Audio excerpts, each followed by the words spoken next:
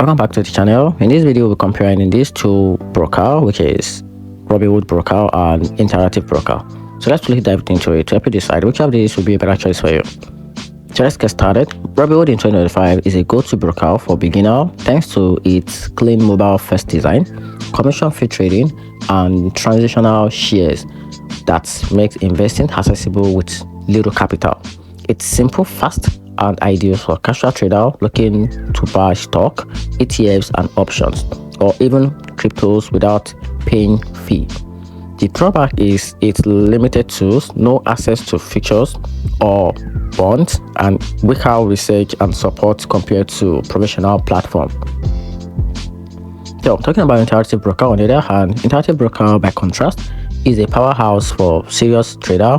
It offers global market access, advanced tools, and low margin rate, and a huge varieties of assets from stocks and options to futures and forex. It's built for professionals and active traders who need depth and flexibility. However, its steep learning curve and complex fee structure can overwhelm beginners. In short, Robinhood is the best for simplicity and low cost entry, while Interactive broker wins for advanced trading power. And that's it. Hope you find the video helpful. Turn on the notification button and subscribe for more review.